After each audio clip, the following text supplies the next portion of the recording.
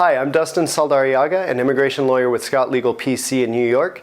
In this video, I'll be discussing a few frequently asked questions about the TN visa, which is one of our firm's most popular visa options.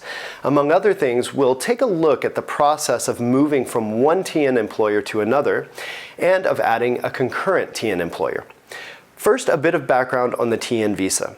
The TN visa was originally created through NAFTA, the North American Free Trade Agreement, as a way for nationals of Canada and Mexico to more easily enter the U.S. to work for a U.S. employer. The application process is relatively simple and fast, especially for nationals of Canada who can apply for a TN visa at the border or apply for TN status at the border. With a TN visa, you can stay in the U.S. for up to 3 years at a time, and there's no limit to the number of times you can renew a TN visa. One of the conveniences of a TN visa is that it allows flexibility in the employment arrangement. You can, for example, change from one TN employer to another, and you can also work for more than one employer on a TN visa, which is called concurrent employment.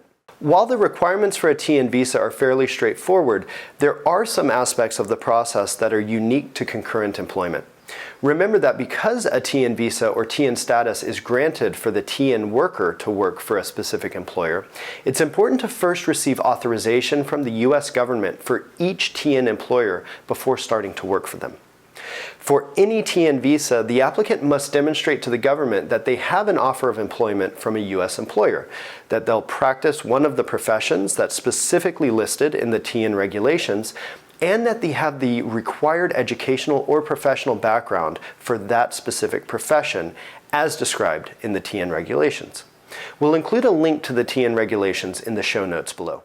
When an applicant is requesting permission to work for 2 TN employers, the government will require that the applicant satisfy these requirements for each employer. As a result, applying for concurrent employment generally has a higher chance of denial than applying for a single TN employer. Nonetheless, requests for concurrent TN employment are frequently granted, particularly if certain aspects of the application are kept in mind. In any TN application, it's important that the applicant make clear how they qualify for the visa under the TN regulations. This is especially important for concurrent employment. The applicant should, for each employer, make clear what profession they'll be practicing, how they qualify for that profession, and why the employer requires their services. This should all be detailed in the letter from the employer that the applicant submits with their application, and it should also be demonstrated in the supporting documents provided with the application, such as diplomas, transcripts, and experience letters from past employers if required for that profession. Also, the concurrent employment should make sense logistically. Concurrent employment opportunities that require the applicant to work 2 60-hour-per-week jobs probably won't be believable to a government officer. The application should show that the employers and the applicant have put thought into how the employee will perform the required work for each employer. Like adding a concurrent employer, it's also not uncommon for those who are in the U.S. to choose to simply change from one TN employer to another. This, like adding a concurrent employer, is also permitted as long as the TN worker and employer satisfy the TN regulations. As with adding a concurrent employer, the TN visa holder cannot begin working for the new TN employer until the U.S. government approves the change of TN employer. So let's take a look at the process to either add a concurrent TN employer or to change TN employers. There are several options to apply for this authorization, depending on whether the TN worker is a national of Canada or Mexico. The TN visa holder who receives an offer of employment from a new TN employer and either wants to change to this new employer or add the new employer as a concurrent employer has the same options to request authorization from the U.S. government as they had to apply for the initial TN visa or TN status. They can apply through U.S. Citizenship and Immigration Services, or USCIS, by filing a Form I-129. They can apply at a consulate through the U.S. Department of State by filing a Form DS-160. Or if they are a Canadian national, they can apply at a border through U.S. Customs and Border Protection, or CBP.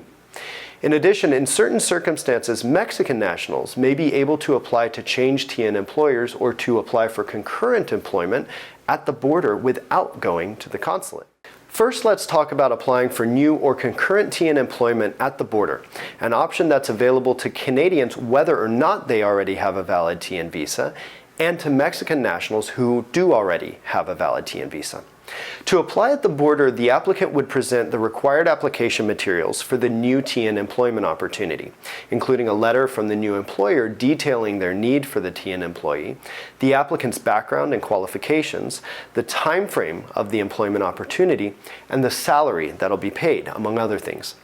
For concurrent employment, the applicant would notify the government of their intention to work for more than one TN employer and would provide application materials for both employers. Upon approval, the applicant would be able to begin working for the new TN employer or for both employers concurrently. The benefit of applying for authorization at the border is that the applicant will receive an immediate decision. Upon being granted entry, they can immediately begin working for the new TN employer or both employers if they're applying for concurrent employment. Among the disadvantages of applying at the border is that, depending on the profession, certain ports of entry can be more challenging. For example, management consultants face higher scrutiny in general and at certain ports of entry in particular. Fortunately, as mentioned earlier, Mexican nationals who have a valid TN visa also have the option to change TN employers or add a concurrent employer at a port of entry. At the border, they would present their existing valid TN visa along with a letter from the new TN employer or from both employers if they're applying for concurrent employment. It's also recommended that they bring all supporting documentation showing that they qualify for the TN visa under the new employer or both employers for concurrent employment. Mexican and Canadian nationals can, in the alternative, apply for authorization to work for a new TN employer or a concurrent employer through a consulate. The process would be very similar to the process required for an initial TN visa application. To apply for new or concurrent TN employment at a consulate, the applicant would file a Form DS-160 online and would specify that they're applying for a TN visa in order to work for two TN employers or for just the new TN employer if they're looking to change employers. The applicant will want to bring to their interview the necessary supporting documentation that supports employment for the new employer or for both employers if they're seeking concurrent employment. Keep in mind that Mexican nationals who do not already have a valid TN visa must apply at a consulate and cannot apply at a port of entry. Finally, let's talk about applying from within the United States through U.S. Citizenship and Immigration Services, or USCIS. Both Canadian and Mexican nationals can apply for authorization to change TN employers or to add a concurrent employer through USCIS. To do so, the applicant must be physically present in the United States. This can be an attractive option if the applicant doesn't want to leave the United States, since the process can be completed without leaving. To do so, the new TN employer must file a Form I-129, a petition for a non-immigrant worker. On this form, they would specify that the TN worker is seeking TN status in order to work for a new employer, or in the case of concurrent employment, to work for two employers. They would include all required supporting documentation for the new employer or both employers if they're seeking concurrent employment. Though USCIS may require several months to adjudicate the Form I-129, applicants have the option to request premium processing, which would provide a decision within 15 calendar days for an additional fee of $2,500. Keep in mind that USCIS can only grant TN status for the duration of the applicant's time in the United States. Once they depart, they should plan to submit their TN materials either to a port of entry or at a consulate.